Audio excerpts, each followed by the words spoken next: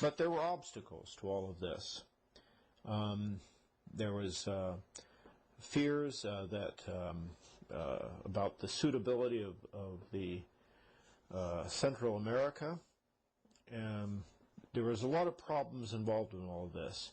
But still, Lincoln pressed ahead. And in August 1862, he met with 5 free black ministers. The first time ever a delegation of black Americans was invited to the White House on a matter of public policy. And he met with these leaders by stressing, "You and we are different races," he said. We have between us a broader difference than exists between almost any other 2 races. Whether it is right or wrong, I need not discuss. But this physical difference is a great disadvantage to us both, as I think your race suffers very greatly, many of them, by living among us, while ours suffers from your presence. In a word, we suffer on each side. If this is admitted, it affords a reason at least why we should be separated. Even when you cease to be slaves, you are not far removed from being placed on an equality with the white race. This aspiration of men to enjoy equality with the best when free, but on broad continent, not a single man of your race is made equal of a single man of ours. Go where you are treated best," he said. So, from your race among us there could not be war, he said. Although many men engaged, if blacks did not exist in America, there wouldn't have been this great civil war. And so therefore, he said, it's best that both be separated. And he went on that an excellent site for black resettlement, he said, was available in Central America, where there are good harbors and an abundance of coal. And he concluded by asking the delegation of black leaders to determine if a number of freedmen with their families would be willing to go as soon as arrangements could be made. Now, this is a fantastic plan, but in spite of that, within a short time, nearly 14,000 applications from blacks who desired to emigrate had already been collected. And later that year, the federal government concluded a provisional contract providing for the development and colonization of leased holdings in Central America for this. Now then Lincoln turned attention to this Emancipation Proclamation. But the big myth about the Emancipation Proclamation is that it was a proclamation that freed all the slaves. It did nothing of the kind. In fact, Lincoln took some time to issue this. He issued a provisional one to give the South time to consider it and to perhaps rejoin the Union before the full proclamation would take effect. On New Year's Day, 1863, he issued the final Emancipation Proclamation.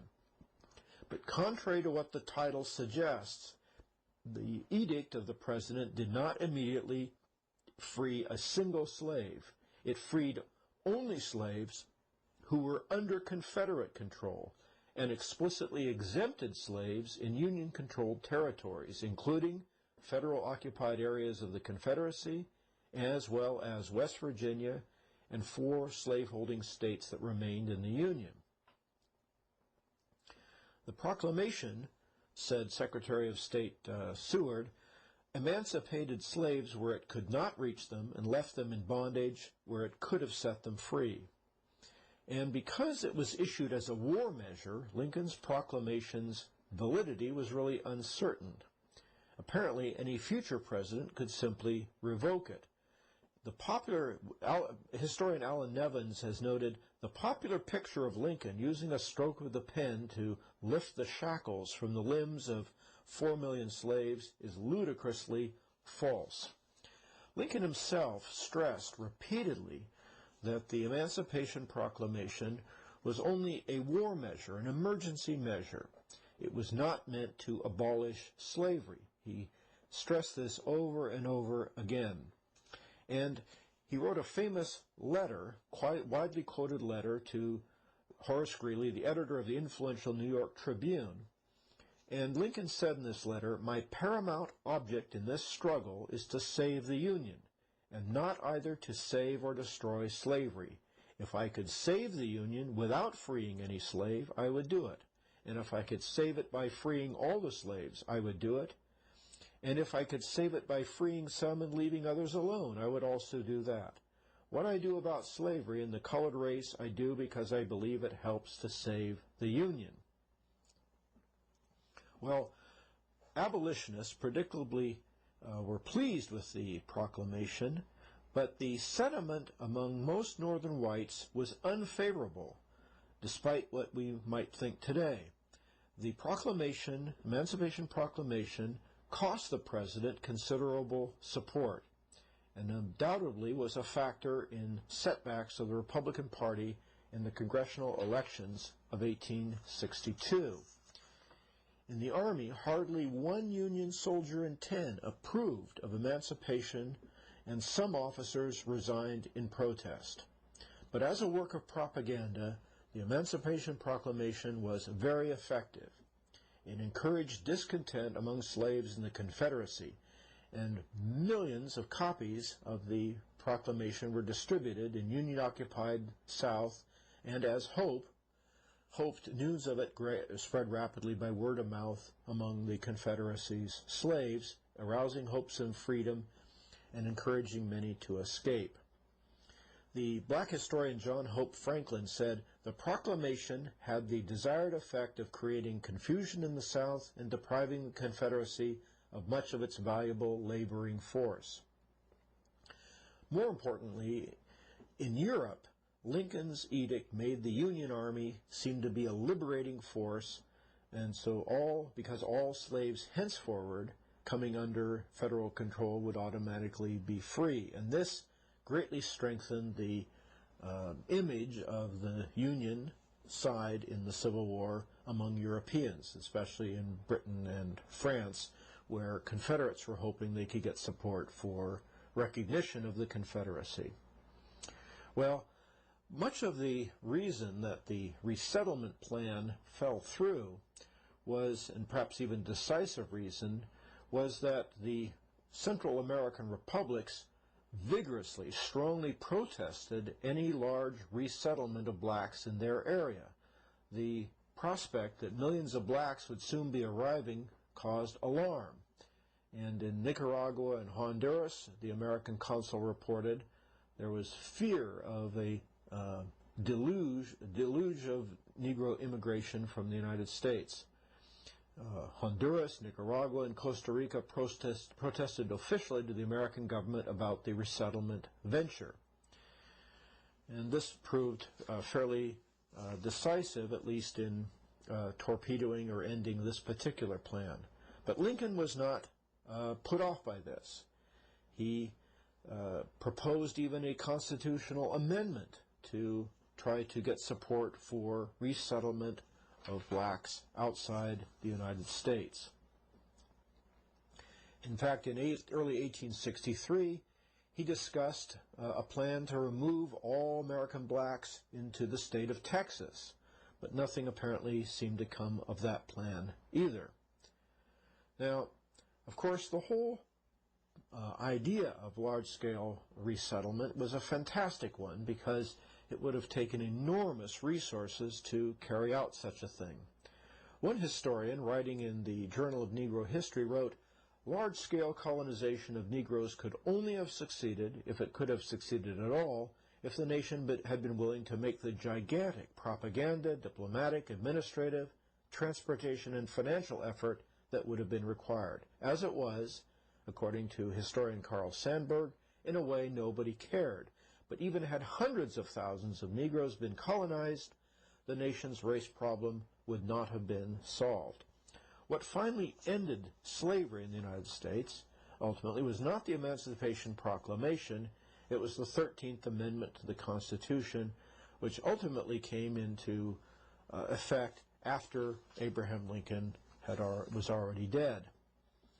But Lincoln's view about race and about the desirability of colonization persisted right until his death. A short time before his death, in April 1865, he spoke with General Benjamin Butler, who reported that the president spoke with him of exporting, that's his word, the blacks of America.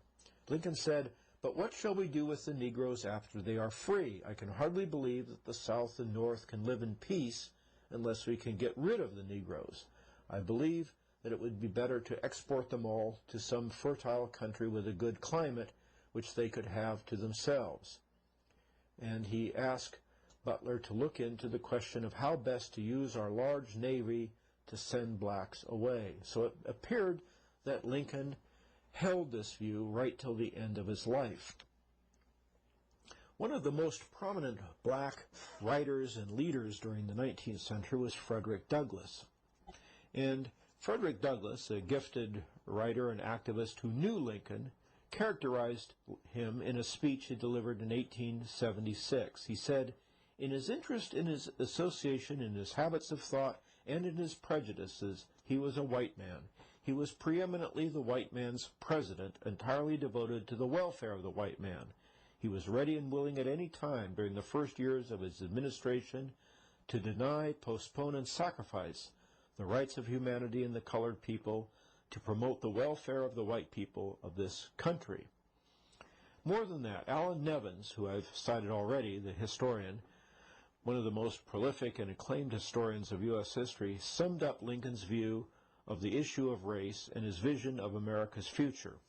His conception ran beyond the mere liberation of 4 million colored folk. It implied a far-reaching alteration of American society, industry, and government, a gradual planned emancipation, a concomitant transportation of hundreds of thousands, perhaps even millions of people overseas, a careful governmental nursing of the new colonies, and a payment of unprecedented sums to the section thus deprived of its old labor supply. This scheme carried unprecedented implications. Now, the important thing here, and the interesting thing, I think, or one of the most interesting things, is Lincoln's vision of America. He viewed the United States ultimately as a kind of haven for white people, not merely for the whites who already existed here, but for whites from Europe. This was his dream or his idea of America. He said once, "Now, irrespective of the moral aspect of this question as to whether there is a right or wrong in enslaving a Negro, I am still in favor of our new territories being in such a condition that white men may find a home. I am in favor of this, not merely for our own people who are born amongst us, but as an outlet for free white people everywhere, the world over."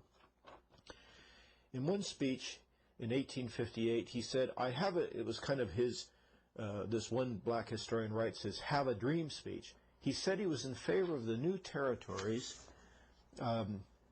being, as he said, this refuge for white people everywhere, in which he said, "Hans and Baptiste and Patrick and all other men from all the world may find new homes and better their conditions in life." When he said Hans and Baptiste and Patrick, he means people of German or French or Irish ancestry were to be welcomed to the United States as a country, very specifically as a white country.